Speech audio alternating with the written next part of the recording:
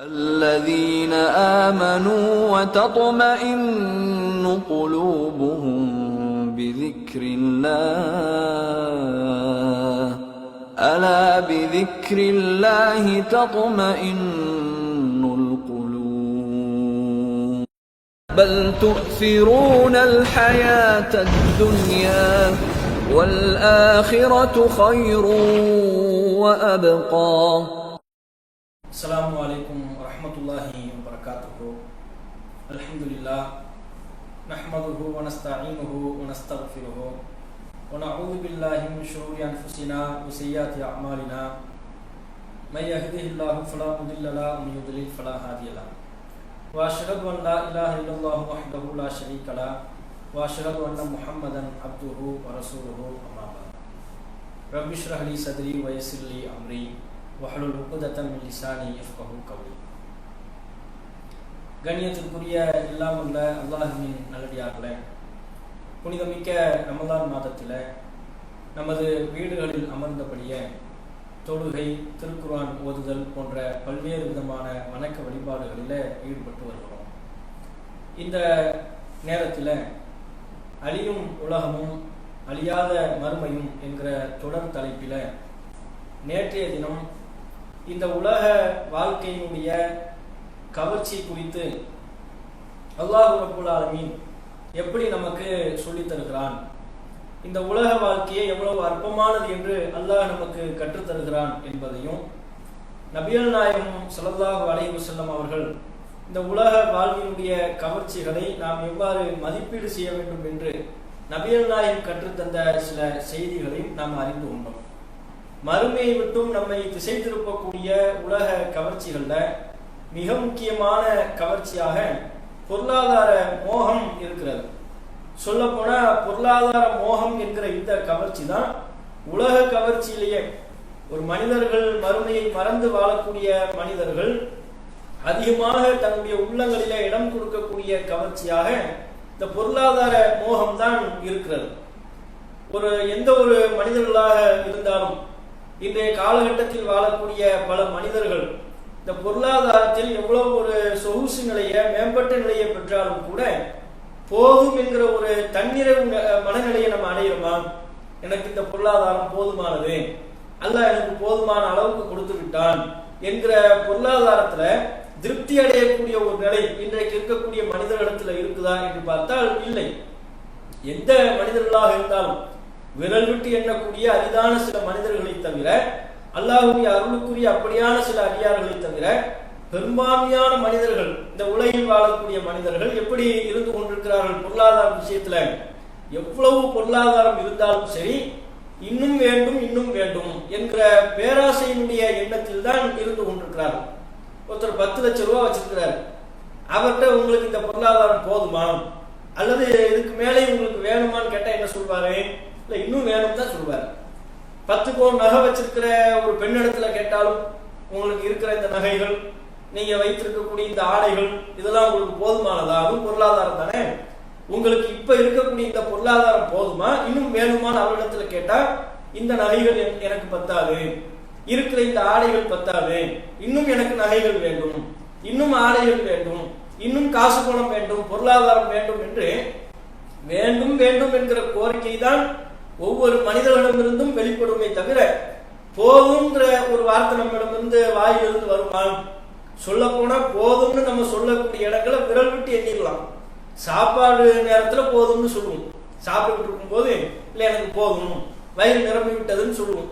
குடிபானங்கள் யாராவது குடிக்கிறதுக்கு தண்ணியோ பாலோ ஜூஸோ தந்தாங்கன்னா அதை குடித்து விட்டு இதுக்கு மேல எங்க வயிற்றுல இடம் இல்லை, இது போதுமானது, போதும்னு அப்ப சொல்லுவோம். யாராவது ஒருத்தவங்க நமக்கு அறிவுரை சொன்னா, ஒரு சொற்பொழிவோ ஒரு பயான் நிகழ்ச்சியில பங்கெடுத்தா நேரத்தை பார்ப்போம். 1/2 மணி நேரம் ஆயிருச்சேன், 1 மணி நேரம் ஆகிவிட்டது, போதும் அப்படின்னு சொல்லுவோம். இப்படியான விரல் விட்டு எண்ணக்கூடிய சில விஷயங்கள்ல தான் நம்முடைய வாயிலிருந்து போதுங்கிற அந்த வார்த்தை வருமே ஒழிய பொருளாதார விஷயத்துல வருதா? காசு பண விஷயத்துல பொருளாதார ஆசையில நம்முடைய வாயிலிருந்து அந்த வார்த்தை வருகிறதா? வராது. நபிகள் நாயகம் ஸல்லல்லாஹு அலைஹி வஸல்லம் அவர்கள் சொன்னார்கள், எக்குரு இப்னு ஆதம் வயக்குரு மஅஹு இஸ்னானி. ஆதமுடைய மகன் வளர்கிறான், அவனிடத்தில் இரண்டு ஆசைகள் வளர்ந்து கொண்டே இருக்கிறது. அது என்ன ரெண்டு ஆசை? ஹுப்புல் மாலி வ தூலுல் உம்ர், பொருளாதாரத்தை அதிகம் சேர்க்க வேண்டும் என்கிற ஆசையும் நீண்ட காலம் இந்த உலகத்தில் வாழ வேண்டும் என்கிற ஆசையும் ஆதமுடைய மகனிடத்தில் வளர்ந்து கொண்டே இருக்கிறது. அவன் எவ்வளவுக்கு எவ்வளவு இந்த துனியாவுல வாழ்ந்து கொண்டிருக்கிறானோ வளர்கிறானோ அவ்வளவுக்கு அவ்வளவு பொருளாதாரத்தின் மீதான மோகம் அவனிடத்தில் வளர்ந்து கொண்டே இருக்கிறது. இந்த நீண்ட காலம் இந்த உலகத்தில் வாழ வேண்டும் என்கிற அந்த ஆசையும் மோகமும் அவனிடத்தில் வளர்ந்து கொண்டே இருக்கிறது என்று நபிகள் நாயகம் சொன்னார்கள். இது புகாரில 6421வது செய்தியில நீங்க பார்க்கலாம். ரசூலுல்லாஹ் சொன்ன இந்த நிலைதான் இன்னைக்கு இருக்கு. இன்னும் நபிகள் நாயகம் குறிப்பிடுகிறார்கள். புகாரில் 6439வது செய்தியில லவ் கானல் இப்னி ஆதம வாதியம் மின் தஹபின், ஆதமுடைய மகனுக்கு தங்கத்தினால் ஆன ஒரு ஓடை இருந்தாலும் அஹப்ப அய்யகூன லஹு வாதியானி, இரண்டு ஓடைகள் தனக்கு அவ்வாறு இருக்க வேண்டும் என்று விரும்புவான். ஒரு ஓடைன்னா சாதாரண தண்ணீரால் ஆன ஓடை அல்ல, அந்த ஓடை முழுக்க அவனுக்கு என்னவாக இருக்கிறது? தங்கமாக இருக்கிறது. தங்கத்தினால் ஆன அப்படியான ஓடை அவனுக்கு இருந்தாலும் கூட, ஒரு ஓடை இருந்தாலும் அவன் என்ன சொல்வானா, இன்னும் ஒரு எக்ஸ்ட்ரா இன்னொன்னு இருந்தா நல்லா இருக்குமே, ரெண்டா இருந்தா நல்லா இருக்குமே, கணக்கு ரவுண்டா போயிருக்குல, சரி ரெண்டு கொடுத்த உடனே அதுல திருப்தி அடைவானா? ரெண்டு தங்கத்தினால் ஆன ஓடைகளை அவனுக்கு வழங்கப்பட்டு விட்டது, அப்போதாவது போதும் என்கிற வார்த்தையை சொல்வானா?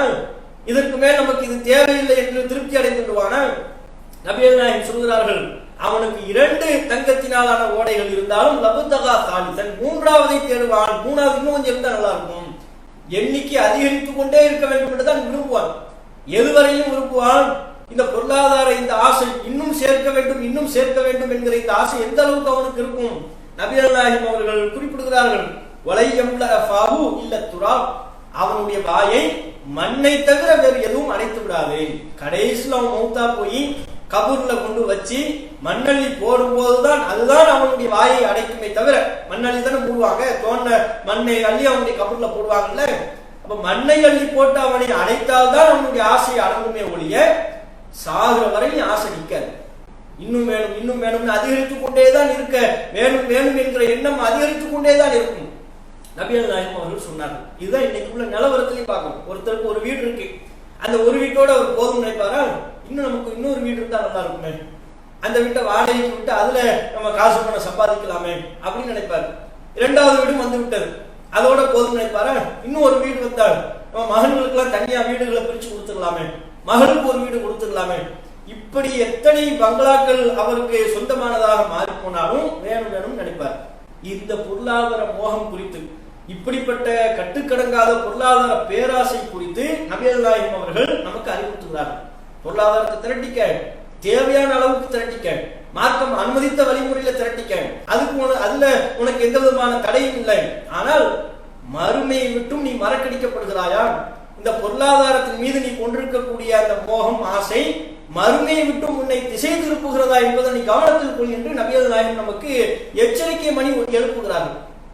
எப்படி நபிகள் நாயகம் அவங்க சொல்றாங்கன்னா, புகாரில 4015வது செய்தி, அபூ உபைதா ரலியல்லாஹு அன்ஹு அந்த நபி தோழரை நபிகள் நாயகம் அவர்கள் பஹ்ரைன் என்கிற நாட்டிற்கு அனுப்பி வைக்கிறார்கள். அப்பவே அந்த நாடுலாம் இருந்திருக்கிறது, அந்த பகுதியெல்லாம் இருக்குதானே செஞ்சு அப்போதே அந்த பேர் அதற்கு இருந்திருக்கிறது. ரசூலுல்லாஹ் பஹ்ரைனுக்கு ஜிஸ்யா வரி வசூலிப்பது, அங்குள்ள பொருளாதாரங்களை எல்லாம் திரட்டுறதுக்கு அபூ உபைதா அவர்கள் அனுப்பி வைக்கிறாங்க. அந்த அந்த அப்படி அனுப்பி வைத்து அந்த ஒரு காலை அவங்க அனுப்பி வச்சாச்சு. ஒரு காலை பொழுதுல தொழுகையை நிறைவேற்றி விட்டு ரசூலுல்லாஹ் பள்ளிவாசல்ல உட்கார்ந்து இருக்கிறாங்க, ஏனைய சஹாபாக்களும் அமர்ந்திருக்கிறாங்க. வளமையா தொழுகை முடித்து விட்டால் ரசூலுல்லாஹ்வுடைய செயல்பாடு என்ன? தொழுகை முடிஞ்சா ரசூலுல்லாஹ் சுபஹ் உதயமாகிற வரையிலையும் பள்ளிவாசல்ல உட்கார்ந்து இருப்பாங்க. சில நபி தோழர்கள் பள்ளிவாசல்ல உட்கார்ந்து பேசிக் கொண்டிருப்பார்கள். அந்த பேச்சுக்களை ரசூலுல்லாஹ்வும் காது கொடுத்து கேட்பாங்க. அவங்க சிரிக்கும் போது ரசூலுல்லாஹ்வும் சிரித்துக் கொள்வார்கள். இது அன்றாட வழக்கம். அன்றைக்குன்னு பார்த்து வழக்கத்துக்கு மாத்திரமா பல நபி தோழர்கள் தொழுகை முடிந்தும் அமர்ந்திருக்கிறாங்க. அவங்க இல்லங்களுக்கு போகாம அங்க அமர்ந்திருக்கிறாங்க. அப்போ ரசூல் ஸல்லல்லாஹு அலைஹி வஸல்லம் அவங்க சிரிச்சுக்கிட்டே அப்படி அமர்ந்திருக்கிற சஹாபாக்கள்கிட்ட கேட்கிறாங்க, பஹ்ரைனில் இருந்து அபூ உபைதா வர்ற தகவல் உங்களுக்கும் தெரிஞ்சிருச்சா அப்படின்னு கேட்கிறாங்க. அந்த அமர்ந்திருக்கிற சஹாபாக்கள் சிரித்துக் கொண்டேன், அல்லாஹ்வின் தூதரே கரெக்டா சொன்னீங்க, ஆமா அவர் வர்ற தகவல் பக்கத்துல வந்துட்டாருங்கிற செய்தி எங்களுக்கு கிடைத்து விட்டது. அவர் ஜிஸ்யா வரியை வசூலித்து கொண்டு வருகிறார், பொருளாதாரத்தை திரட்டி கொண்டு அரசுக்கு தேவையான கருவூலத்திற்கு தேவையான பொருளாதாரத்தை எல்லாம் திரட்டிக்கிட்டு வர்றாரு. வந்துட்டாருன்னா நாங்களும் வந்துட்டோம், எங்களுக்குரிய ஹக்கு ஏதாவது கிடைச்சா அதை நாங்கள் வாங்கி விட்டு செல்லலாம் தான் அங்க உட்கார்ந்து இருக்கிறோம் அப்படிங்கிறாங்க. அவங்களுக்குரிய ஹக்கை பெறுவதற்கு தான் அங்க அந்த நபித்தோழர்கள் அமர்ந்திருக்கிறார்கள். நபிகள் நாயகம் அதை எப்படி பார்க்கலான்னு பாருங்க. அப்படியா, நற்செய்தி பெற்றுக்கொள்ளுங்கள், பக்கத்துல வந்துட்டாரு, உங்களுக்கு வந்த செய்தி உண்மையான செய்தி தான். அபூ உபைதா நெருங்கி விட்டார், பொருளாதாரத்தை கொண்டு வந்து கொண்டிருக்கிறார். நற்செய்தி பெற்றுக்கொள்ளுங்கள்னு சொல்லிட்டு அதுக்கப்புறம் ரசூலுல்லாஹ் ஒரு எச்சரிக்கை கொடுக்குறாங்க. அது அவர்களுக்கு கொடுக்கப்பட்ட எச்சரிக்கை மாத்திரமல்ல, அவர்களின் வாயிலாக ஒட்டுமொத்த முஸ்லிம்களுக்கும் நபிகள் நாயகம் சொன்ன ஒரு எச்சரிக்கை. என்ன எச்சரிக்கை? ஃபவல்லாஹி மல் ஃபக்ர அக்ஷா அலைக்கும், உங்களுக்கு வறுமை ஏற்பட்டு விடும் என்று நான் பயப்படவில்லை, வறுமை குறித்துலாம் எனக்கு பயம் இல்லை. வலாக்கினி அக்ஷா அலைக்கும் அன் துபுசத் அலைக்கும் துன்யா கமா புசித்தத் அலா மன் கான கப்லக்கும், உங்களுக்கு முன்பு வாழ்ந்த சமுதாய மக்களுக்கு இந்த உலகம் கவர்ச்சியாக காட்டப்பட்டு ஃபதனாஃபஸுஹா கமா தனாஃபஸுஹா, அதில் அவர்கள் போட்டி போட்டதை போல உங்களுக்கும் இந்த உலக வாழ்க்கை கவர்ச்சியாக காட்டப்பட்டு நீங்களும் இதில் போட்டி போடுவீர்களோ என்று நான் பயப்படுகிறேன். நான் வறுமையை பத்தி உங்கள் விஷயத்துல பயப்படல, நான் பயப்படுறது எதை? உலக கவர்ச்சி. அந்த உலக கவர்ச்சியில எது? குறிப்பா பொருளாதாரம். அதுல போட்டி போட்டு உங்களுக்கு முன்பு அந்த சமுதாய மக்கள் அழிஞ்சு போனாங்களே, நபி எல்லாம் குறிப்பிடுகிறார்கள், துகுலிக்கும் கமா அகலக்கத்துகும், அந்த ஆசையை அவர்களை அழித்தது அதுபோல் உங்களுக்கும் இந்த ஆசையை அழித்து விடுமோ என்கிற பயம்தான் எனக்கு இருக்கிறது. நபிகள் நாயகம் அவர்கள் சொல்லுகிற இந்த செய்தி புகாரில 4015வது செய்தியா பார்க்கிறோம். எப்படிப்பட்ட மக்கள் குறித்து நபிகள் நாயகம் இந்த அச்சத்தை தெரிவிக்கிறார்கள். நபித்தோழர்கள் விஷயத்தில் மார்க்கத்துக்காக தங்களுடைய பொருளாதாரத்தை எல்லாம் மாறி இறைத்த, மக்காவிலிருந்து மதீனாவிற்கு ஹிஜ்ரத் செய்து வந்த முஹாஜிர்கள் இருந்தாங்களே, எதுவுமே இல்லாம வந்தாங்க. நபிகள் நாயகம் அவர்கள் முதல் கொண்டு, அபூபக்கர் ரலியல்லாஹு அன்ஹு அவர்கள் முதல் கொண்டு ஏராளமான நபித்தோழர்கள் மக்கா என்கிற தம்முடைய சொந்த நாட்டை துறந்து மதீனாவுக்கு வந்தாங்க. அப்படி வந்த நபித்தோழர்கள் எல்லாம் அடைக்கலம் கொடுத்து, தங்களுடைய இல்லத்தை அவர்களுக்கு கொடுத்து, தங்களுடைய சொந்த வீட்டில் அவர்களை பங்குதாரர்களாக சேர்த்து, தங்களுடைய சொத்துல பல்வேறு விதமான பொருளாதாரத்தை கொடுக்க முன் வந்த கொடுத்த அப்படிப்பட்ட நபித்தோழர்கள் விஷயத்தில் நபிகள் நாயகம் கவலை தெரிவிக்கிறாங்க, அச்சம் தெரிவிக்கிறாங்க. இந்த பொருளாதார மோகம், இதுல உங்களுக்கு முன்னால் வாழ்ந்த சமுதாய மக்கள் போட்டி போட்டு அழிஞ்சு போனாங்களே, இந்த கவர்ச்சியில மதிமயங்கி மறுமையை மறந்து போனார்களே, அப்படிப்பட்ட நிலை உங்களுக்கு ஏற்பட்டு விடுமோ என்று நான் பயப்படுகிறேன். நாம் எந்த அப்படின்னா இந்த பொருளாதாரத்தை பற்றி இதனுடைய ஆசை மோகம் ஒரு மனிதனை எந்த அளவிற்கு இட்டு செல்லும் என்று நபியெல்லாம் எச்சரிக்கை செய்யறாங்க. பாருங்க, இன்னும் ஒரு சம்பவத்தில் பார்க்கலாம். முஸ்லிம்ல பதிவு செய்யப்பட்டிருக்கிற செய்தி. அதுல அப்துல் ரஹ்மான் இப்னு அவுஃப் என்கிற நபி தோழர் இருக்கிறாங்க. ரசூலுல்லாஹ் அவங்க இடத்துல கேட்கிறாங்க, இதா ஃபுத்திஹத் அலைக்கும் ஃபாரிஸ் வ ரூம். அப்துல் ரஹ்மான் இப்னு அவுஃப் உள்ளிட்ட பல நபி தோழர்கள் இருக்கிறாங்க. அவங்க இடத்துல ரசூலுல்லாஹ் கேட்கிறாங்க, இதா ஃபுத்திஹத் அலைக்கும் ஃபாரிஸ் வ ரூம், பாரசீகம் ரோமபுரி போன்ற நாடுகள் எல்லாம் உங்களுக்கு வெற்றியாக ஆக்கப்பட்டு விட்டால், அல்லாஹ் அந்த நாடுகள் எல்லாம் உங்களுக்கு வெற்றியாக்கி தந்து விட்டால், ஐயோ கௌமின் அன்தும், நீங்க எப்படிப்பட்ட கூட்டமா இருப்பீங்க, எத்தகைய சமுதாயமாக நீங்கள் இருப்பீர்கள் அப்படின்னு கேட்கறாங்க. அப்ப இந்த சஹாபாக்கள் கூட்டத்தில இருந்து அப்துல் ரஹ்மான் இப்னு அவுஃப் அவங்க தான் பதில் சொல்றாங்க, அல்லாஹ்வின் தூதரே, அப்படியான ஒரு நிலை வரும்போது அல்லாஹ் சொல்லுகிற அடியார்களா நாங்கள் இருப்போம், அல்லாஹ் எங்களை எப்படி இருக்க வேண்டும் என்று சொல்கிறானோ அப்படி நாங்கள் இருப்போம் என்று பணிவோடு பதில் சொல்றாங்க. நபிகள் நாயகம் அதுக்கு கேட்கிறாங்க, அப்படியா அவ கைரதாலிக்க, அப்படித்தான் நீங்க இருப்பீங்களா, அதுக்கு மாத்தமா நீங்க இருக்க மாட்டீங்களா? இல்லை, தத்தனாஃபஸூன், அப்படியான செல்வ வளம் உங்களுக்கு வழங்கப்பட்டு விட்டால் நீங்க எப்படி இருப்பீங்க தெரியுமா? நான் சொல்லவா? தத்தனாஃபஸூன், போட்டி போட ஆரம்பித்து விடுவீர்கள். சும்மா தத்தஹாசதுன், பொறாமை கொள்ள ஆரம்பித்து விடுவீர்கள். சும்மா தத்ததாபரும், பிறகு ஒருவருக்கு ஒருவர் பிணங்கிக் கொள்ள ஆரம்பித்து விடுவீர்கள். போட்டி பொறாமை, நீயா நானா, அப்படியான நிலையெல்லாம் ஒருவரை ஒருவர் பகைத்துக் கொள்ளக்கூடிய நிலையெல்லாம் உங்களுக்கு வரும். எப்போ? பொருளாதார வளம், செல்வ வளம் அது உங்களுக்கு வழங்கப்படுகின்ற பொழுது இப்படியான நிலை ஏற்படும் என்று நபிகள் நாயகம் ஸல்லல்லாஹு அலைஹி வஸல்லம் அவங்க சொன்னாங்க. இன்னைக்கு அதான பார்க்கிறீங்க, இந்த பொருளாதார ஆசை தானே ஒட்டுமொத்த உலகத்திலேயே இயக்கி கொண்டிருக்கிறது. உலக இயக்கத்துல பெரும்பாலான இயக்கங்கள், மனுஷனுடைய ஓட்டங்கள் எல்லாமே எதை நோக்கி? துனியாவுல பொருளாதாரம் என்கிற அந்த இலக்கை நோக்கி தானே. பொருளாதாரத்தின் பின்னால்தானே அவன் சென்று கொண்டிருக்கிறான், அதுக்காகத்தானே கஷ்டப்படுறான், அதுக்காகத்தானே இரவு பகலாக உழைத்துக் கொண்டிருக்கிறான்.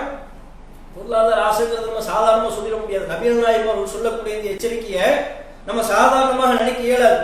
உண்மையிலேயே அல்லாஹ் அவர்கள் சொல்லக்கூடிய நிலைதான் இன்றைக்குள்ள காலகட்டத்தில் இருக்கு. இன்னைக்கு உலகத்தில் நடைபெறக்கூடிய குற்றங்கள்ல 90% குற்றம் எதை மையப்படுத்தியது? எந்த பேர்ல அந்த குற்றங்கள் நடக்குது? எந்த பேர்ல அப்படியான தவறுகள் சமூகத்தில் நிகழ்கிறது? பொருளாதார ஆசையின் பின்னணியில் தான் அந்த குற்றங்கள் தவறுகள் எல்லாம் நிகழ்கிறது என்பதை நம்ம கண்கூட பார்க்கணும். அடுத்தவனை ஏமாத்துறான், பொருளாதார மோசடி பண்றான், அளவு நிர்வையில மோசடி பண்றான், பொருட்களை தவறான பொய்யான பொருட்களை எல்லாம் தவறான பொருட்களை எல்லாம் மட்டமான பொருட்களை எல்லாம் விற்பனை செய்து மக்களை ஏமாற்றி கொண்டிருக்கிறான். இதெல்லாம் அடுத்தவனை ஏமாற்றி பிழைக்கிற இந்த படைப்பு எதனால் ஏற்படுகிறது? மோசடி செய்யக்கூடிய ஒரு நிலை எதனால் ஏற்படுகிறது? பொருளாதார ஆசை தானே. அடுத்தவன் இருந்து பணத்தை எப்படியாவது பணம் சம்பாதிக்கணும், நமக்கு பணம் வந்தால் போதும், அது எந்த வழியில் வருகிறது அது தேவையில்லை. அதுதான காரணமா இருக்கு.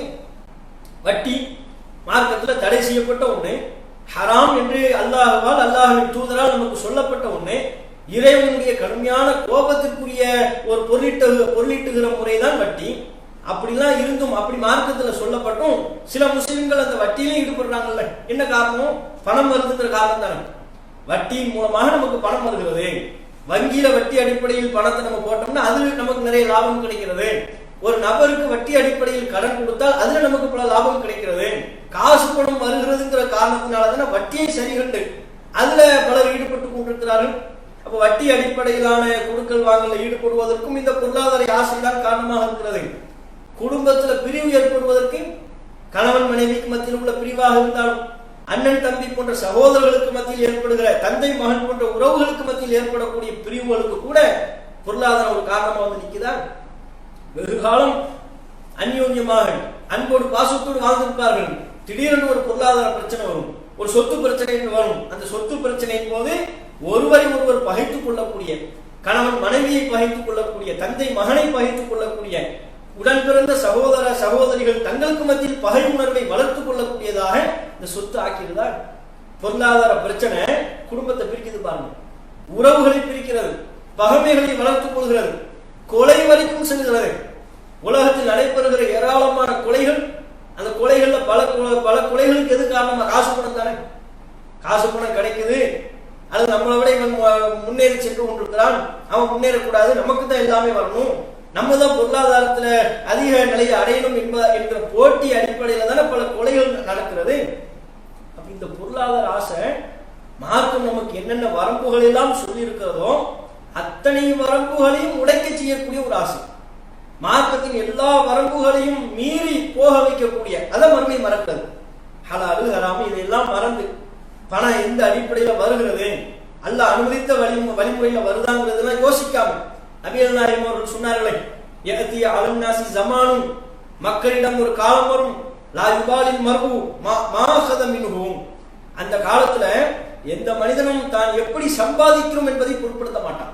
அமினல் ஹலாலி அமினல் ஹராம், இது ஹலாலா ஹராமா, அல்லாஹ் எனக்கு இதை அனுமதிச்சிருக்கிறானா அல்லது அல்லாஹ் எனக்கு இதை தடை செய்திருக்கிறானா என்றெல்லாம் பொருட்படுத்தாத ஒரு காலம் வரும் என்று நபிகள் நாயகம் சொன்னார்கள்.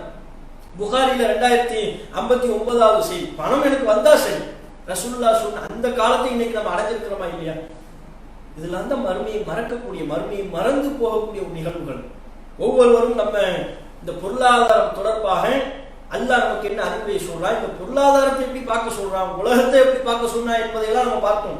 பொருளாதார கவர்ச்சி மறுமையை மறக்க செய்து விடக் கூடாது என்பதற்காக வேண்டி இது குறித்து அல்லாஹ் நமக்கு தனியா பல அறிவுரைகளை முன்வைக்கிறான். குர்ஆன்ல அல் முனாஃபிகூன் என்கிற அத்தியாயத்துல 9வது வசனத்தில் அல்லாஹ் சொல்கிறான், யா அய்யுஹல்லதீன ஆமனூ, நம்பிக்கை கொண்டோரே, லா துல்ஹிக்கும் அம்வாலுக்கும் வலா அவுலாதுக்கும் அன் திக்ரில்லாஹ், உங்களுடைய பொருளாதாரமோ உங்களுடைய குழந்தை செல்வங்களோ அல்லாஹ்வுடைய நினைவை விட்டும் திசை திருப்பி விட வேண்டாம். திசை திருப்புற அளவுக்கு நீ ஆசையை வளர்த்துக்காத. பொருளாதாரத்தை தேடிக்க, உனக்கு தேவையான அளவுக்கு தேடிக்க, போதுமான அளவுக்கு தேடிக்க. அல்லாஹ்வை மறந்து செயல்படுற அளவுக்கு, மறுமையை மறந்து செயல்படக்கூடிய அளவுக்கு நீ பொருளாதாரத்தை தேடாத. அப்படி ஆசை உனக்கு ஏற்பட்டு விட வேண்டாம். உமைய பால் தாளிக்க, யார் அப்படி செய்வார்களோ, அல்லாஹ் மறந்து மறுமையை மறந்து பொருளாதாரம் தான் எனக்கு முக்கியம் அப்படின்னு யார் போவார்களோ, அவர்கள் நஷ்டவாளிகள் என்று அல்லாஹ் இந்த வசனத்துல நமக்கு எச்சரிக்கை செய்கிறான். இந்த பொருளாதாரத்தை உலக கவர்ச்சி என்று நமக்கு சொல்கிறான். அல் கஹஃப் என்கிற அத்தியாயம் 46வது வசனம், அதுல அல்லாஹ் நமக்கு சொல்கிறான், பொருளாதாரமும் குழந்தை செல்வங்களும் இந்த உலகத்தினுடைய கவர்ச்சிகள். அல்லாஹ் பயன்படுத்துற வார்த்தை பாருங்க, என்ன வார்த்தை இது? கவர்ச்சி. இந்த கவர்ச்சி உன்னை ஏமாற்றுவதற்கு முனையும், இந்த கவர்ச்சி அல்லாஹ்வுடைய நினைவை விட்டு, அல்லாஹ்வுடைய அருளை விட்டு உன்னை தூரமாக்க முயற்சிக்கும். நீ தேவையான அளவுக்கு இதை நீ திரட்டிக் கொள்ளலாமே ஒழிய அல்லாஹ் மறக்கிற அளவுக்கு நீ போயிடாத. இன்னும் 3வது அத்தியாயம் 14வது வசனத்தில் அல்லாஹ் சொல்லுகிறான், ஸுய்யின லின்னாஸி ஹுப்பு ஷஹவாத்தி மினன் நிசாஇ வல் பனீன். மனிதர்களுக்கு பெண்களை விரும்புவதும் குழந்தைகளை அதிகமாக விரும்புவதும் மனிதர்களுக்கு கவர்ச்சியாக ஆக்கப்பட்டிருக்கிறது. அதன் தொடர்ச்சியில் அல்லாஹ் பட்டியல் போடுறான், வேறு எதெல்லாம் மனுஷனுக்கு கவர்ச்சி ஆக்கப்பட்டிருக்கு அப்படிங்கிறது அல்லாஹ் சொல்லும் போது, ஒல் கனாத்தீரில் முகந்தரத்தி மினதஹபி ஒல் ஃபில்லா, தங்கம் வெள்ளிய குவியல் குவியலாக சேர்க்க வேண்டும் என்கிற ஆசையும் மனுஷனுக்கு ஊட்டப்பட்டிருக்கு. மனுஷன் எதை விரும்புறான்? தங்கம் வெள்ளி இதையெல்லாம் கொஞ்சமா சேர்த்தா பத்தாதான், குவியல் குவியலாக சேர்க்க வேண்டும் என்று அந்த எண்ணமும் மனிதனுக்கு கவர்ச்சியாக ஆக்கப்பட்டிருக்கிறது. ஒல் ஹைலில் முசவ்வமா, உயர்ந்த குதிரைகள், அடையாளமிடப்பட்ட குதிரைகள், உயர்ந்த குதிரைகளை எல்லாம் தனக்கு சொந்தமாக்கி கொள்ள வேண்டும் என்று மனுஷன் விரும்புகிறான். ஒல் அன்ஆமி, இன்னும் கால்நடைகள், ஒல் ஹர்சி, விளைநிலங்கள். அந்த காலகட்டத்தில் கால்நடைகளும் இன்ன பிற குதிரைகள்லாம் பயணிப்பதற்குரிய வாகனங்களாக இருந்தது. இன்னைக்கு உள்ள காலகட்டத்தில் பயணிக்கிற வாகனங்கள் எது? Bike, car. இதையெல்லாம் அதிகமாக சேர்த்து வைக்கணும்னு விரும்புகிறானா? அதுக்கு கார் வைக்கிறதுக்கே தனி இடங்களை எல்லாம் ஒதுக்குற அளவுக்கு மனுஷன் அந்த பொருளாதாரத்தை எல்லாம் திரட்டுறான்ல. அது அல்லாஹ் சொல்றான், இது கவர்ச்சியா மனுஷனுக்கு ஆக்கப்பட்டிருக்கிறது. எந்த கார் வச்சிருக்கிறோம்ங்கிறதையே கவர்ச்சியாக, தங்களுடைய அந்தஸ்தாக, தங்களுடைய பெருமையாக காட்டக்கூடிய மக்கள் சமகாலத்தில் இருக்கிறாங்களா இல்லையா? நம்ம எந்த வாகனத்தை வச்சிருக்கிறோம்? இளைஞர்கள் எல்லாம் பாருங்க, சாதாரண பைக்ல அவங்களுக்கு ஒரு இழுக்கு, நண்பர்கள் வட்டாரத்தில் அது ஒரு பெருசா சொல்ல மாட்டாங்க. அப்ப என்ன செய்யறது? பெரிய அளவுக்கு லட்சக்கணக்கில் செலவு பண்ணி, பல ஆயிரங்களை, 80,000 90,000 அளவுக்கு செலவு பண்ணி நல்ல சொகுசான பைக்குகளை வாங்கி கொண்டு வந்து அதை நமக்கு வீட்டுக்கு முன்னால நிறுத்தினா தான் நமக்கு கௌரவம். சாதா பைக்கு வாங்கினோம்னா டிவிஎஸ் 50 அது நமக்கு கௌரவம் இல்லை. ராயல் என்ஃபீல்டு மாதிரி ஒரு சொகுசான பைக்கு வாங்கணும். அதை விடவும் என்னென்ன சொகுசுகள் இருக்கிறதோ அப்படியான சொகுசு வாகனங்களை நம்ம வீட்டுக்கு முன்னால கொண்டு வந்து நிறுத்துறது தான் நமக்கு கௌரவம், கண்ணியம் நினைக்கிறாங்களா? அதை தேடி போகிறார்களா? அதை பெறுவதற்காக வேண்டி மார்க்கத்தின் வரம்புகள் எல்லாம் மீறுகிறார்களா? அல்லாஹ் மறந்து போறாங்களா? அது அல்லாஹ் அங்க குட்டு வைக்கிறான். அது கௌரவம்? அது உனக்கு கவர்ச்சியா காட்டப்பட்டிருக்கிறது. அது கௌரவம் அல்ல, அது ஒரு சோதனை அது அப்படின்னு அல்லாஹ் ரப்புல் ஆலமீன் இந்த வசனத்துல சொல்றான். இதையெல்லாம் சொல்லிவிட்டு குறிப்பிடுகிறான், தாலிக்க மத்தாஉல் ஹயாத்தி துன்யா, இவைகள் யாவும் நீ சேர்க்கிற தங்கம் வெள்ளி கால்நடைகள் வாகனங்கள் எல்லாமே இந்த உலகத்தினுடைய அற்ப சுகம். வல்லாஹு இன்தஹு ஹுஸ்னுல் மஆப், அல்லாஹ்விடத்தில் தான் அழகிய திரும்புதல் உள்ளது, அவன்கிட்ட இருக்குது. நீ மறுமை நாள்ல அல்லாஹ் ஒழுங்கான முறையில் வணங்கி வழிபட்டு மரணித்தால் மறுமையில் அல்லாஹ் உனக்கு திரட்டி வைத்திருப்பான் பாரு, அல்லாஹ் உனக்கு தயாரித்து வைத்திருப்பான்ல, அந்த செல்வம் தான் உனக்கு அழகிய செல்வம் என்று அல்லாஹ் இந்த வசனத்தின் வாயிலாக சொல்கிறான். அல் அன்ஃபால் என்கிற அத்தியாயத்தில் 28வது வசனத்தில் அல்லாஹ் சொல்கிறான், வஅலமு, அறிந்து கொள்ளுங்கள், அன்னமா அம்வாலுக்கும் அவுலாதுக்கும் ஃபித்னா, உங்களுடைய பொருளாதாரங்களும் உங்களுடைய குழந்தை செல்வங்களும் உங்களுக்கு ஒரு ஃபித்னா, ஒரு சோதனை. பாருங்க, நம்ம எதை கண்ணியம் நினைக்கிறோமோ அதை அல்லாஹ் நமக்கு எப்படி கற்றுத்தரான்னு பாருங்க. வானத்தை பூமியை உலகத்தை நம்மளெல்லாம் படைச்சது யாரு? அல்லாஹ் தானே. செல்வங்கள் எல்லாம் படைச்சது யாரு? அல்லாஹ் தானே படைச்சா. அந்த அல்லாஹ் நமக்கு சொல்லித்தரான், மூமின்களுக்கு கற்றுத்தருகிறான், எப்படி பார்க்க வேண்டும் என்கிற ஒரு பார்வையை நமக்கு முன் வைக்கிறான். எது? இதெல்லாம் நீ கண்ணியம்னு பார்க்காத, இதெல்லாம் உயர்வு என்று நீ பார்க்காத. அல்லாஹ் உனக்கு கொடுத்தா பெற்றுக்கொள், மார்க்கத்தில் உள்ள வழிமுறைகளை நீ அடைந்தால் அது வேறு. ஆனா இது நீ பார்க்கறத எப்படி பார்க்கணும்? இது கண்ணியம், பெரிய கண்ணியம், பெரிய உயர்வு அப்படி பார்க்காம ஃபித்னா என்று பார். இவைகள் எல்லாம் சோதனை. நம்ம பார்வை அப்படி இருக்கா? ஒருத்தர் பொருளாதாரம் அதிகமா வழங்கப்பட்ட செல்வந்தரா இருக்கிறார், அவரை நம்ம சோதிக்கப்படுறாருன்னு பார்க்கிறோமா? வாழ்ந்தா இவரை மாதிரி வாழணும்பா, அப்படியான எண்ணம் தானே நமக்கு வருது. அப்படியான எண்ணத்திற்கு உட்படக்கூடியவர்களாகத்தானே மனிதர்கள் இருக்கிறார்கள்.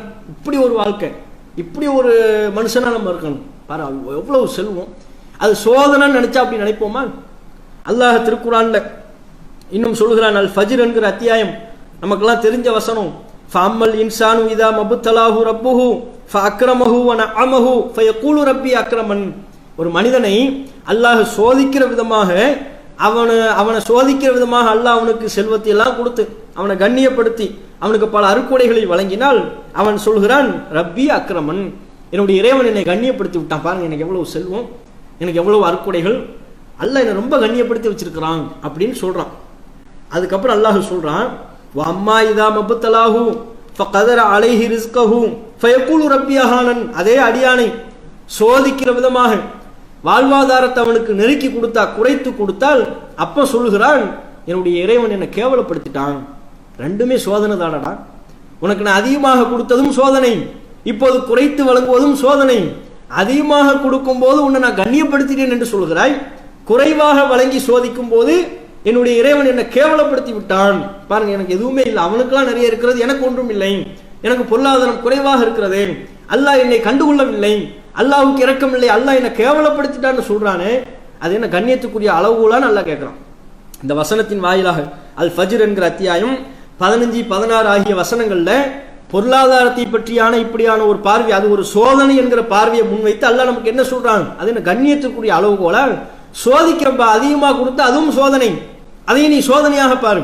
பார்த்தா உனக்கு மோகம் வராது, நீ என்ன மறந்து போக மாட்டாய், அல்லாஹ்வை மறந்து நம்ம போக மாட்டோம், மறுமையை மறந்து போக மாட்டோம்.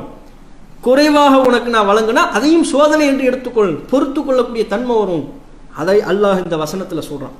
அப்ப இந்த பொருளாதார ஆசை மோகம் என்பது உண்மையிலேயே நம்ம ஒவ்வொருவருடைய உள்ளத்துல உள்ள அந்த ஆசைகளை எல்லாம் நீங்க பார்க்கணும். நம்ம எப்படி ஆசைப்படுறோம், அல்லாஹ் இதை சோதனைன்னு சொன்னதை தாண்டியும் இருந்தால் அதை பொருந்தி கொள்வது என்பது வேறு.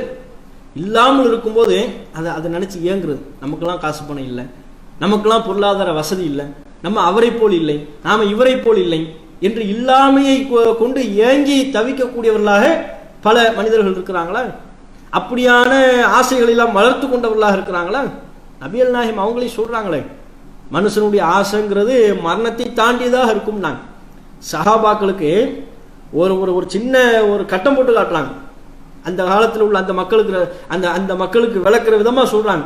அது இன்னைக்கு நமக்கும் தெளிவாக புரியக்கூடிய விதமான ஒரு பாடம். அது எப்படி ரசூல் ஸல்லல்லாஹு அலைஹி வஸல்லம் அவங்க விளக்குறாங்க தெரியுமா? சஹாபாக்களுக்கு ஒரு கட்டம் போடுறாங்க மண்ணுல, ஒரு பெரிய ஒரு கட்டத்தை, சதுரமா ஒரு கட்டத்தை போட்டு நடுவுல ஒரு புள்ளி வைக்கிறாங்க. அந்த நடுவுல உள்ள புள்ளி வச்சிருந்தாங்க, அதுல இருந்து ஒரு பெரிய கோடை இழுக்கிறாங்க. சதுரத்துல உள்ள அந்த கிராஸ்ல ஒரு கோடு இருக்கும்ல, சதுரமா கோடு போடும்போது அந்த கோட்டை தாண்டி நடுவுல உள்ள புள்ளியில இருந்து ஒரு பெரிய கோட்டை இழுத்து கொண்டு போறாங்க. அப்புறம் ரசூலுல்லாஹ் சொல்றாங்க, இந்த சதுரம் அது நடுவுல உள்ள ஒரு புள்ளி, இந்த புள்ளி தான் மனுஷன். உதாரணமா விளக்குறாங்க, இந்த புள்ளி தான் மனுஷன். அந்த சதுரத்தில் உள்ள கோட்டை தாண்டி போகுதுல, அதை சொல்றாங்க, இது அவனுடைய ஆசை. இந்த ஆசைகள் இவனுக்கு இப்படி இருக்கிறது. சதுரத்தில் உள்ள அந்த கோட்டை சொல்கிறார்கள், ஆனால் இதுதான் அவனுடைய தவணை. ஹாதா அஜலுஹு, இது அவனுடைய தவணை. ஆனால் அந்த தவணையை தாண்டி செல்லக்கூடிய கோடி என்பது ஹாதா அமலுஹு, இது அவனுடைய ஆசையாக இருக்கிறது. இவன் தன்னுடைய ஆசையை அடைந்து கொள்வதற்கு முன்பாகவே தவணையை அடைந்து கொள்கிறான், மரணத்தை அடைந்து விடுகிறான் என்று நபிகள் நாயகம் அவர்கள் சொல்கிறார்கள். இந்த உதாரணத்தை புகாரில் 6417வது செய்தியா பார்க்கலாம். வாழ்நாளை விட அவன் மரணிக்கிற காலம், வாழ்ற காலம் கொஞ்ச காலம், குறைவான காலம். ஆனால் அவனுடைய உள்ளத்தில் இருக்கக்கூடிய ஆசைகள்லாம் பார்த்தீங்கன்னா வாழ்நாளை விட அதிகமான ஆசைகளை வளர்த்து கொண்டு, துனியா வேணும், பொருளாதாரம் வேணும், அது வேணும், இது வேணும் சொல்லி ஏராளமான ஆசைகளை வளர்த்துக் கொள்பவனாக இருக்கிறான். நபிகள் நாயகம் அவங்க சொல்றாங்க. அந்த யதார்த்தம் அப்படி இருக்குதுல்ல. நம்ம சாதாரணமாக ஒரு ஃபோன் வச்சுருந்தோம் நீங்கள், அதோட நம்ம மனசு திருப்தி அடையாது. பக்கத்தில் உள்ளவரை பார்ப்போம், அவர் ஆப்பிள் ஃபோன் வச்சுருந்தாருன்னா நம்மளும் இந்த மாதிரி ஒரு ஃபோன் வாங்கலாமே, நமக்கு இப்படி ஒரு ஃபோன் இருந்தால் நல்லா இருக்குமே அப்படின்னு அதை பார்த்து நமக்கு ஆசை வரும். நாம் ஒரு பைக் வச்சுருப்போம், அல்லது வாடகை கார் வச்சுருப்போம். வெளிநாட்டில் உள்ளவங்களாம் அப்படி வச்சுருப்பாங்க. அவங்களுக்கு என்ன தோணும், சொந்தமாக கார் வச்சுருக்கிறவங்கள பார்த்து பைக்கை வச்சுருக்கிறவர் காருக்கு ஆசைப்படுவார், வாடகைக்கு கார் வைத்திருப்பவர் சொந்தமாக ஒரு கார் வாங்கி வச்சிருந்தா நல்லா இருக்குமே அப்படின்னு நினைப்பார். இந்த ஆசைகளெல்லாம் ஹலாலான வழிமுறையில் அடைஞ்சிட்டா பிரச்சனை இல்லை.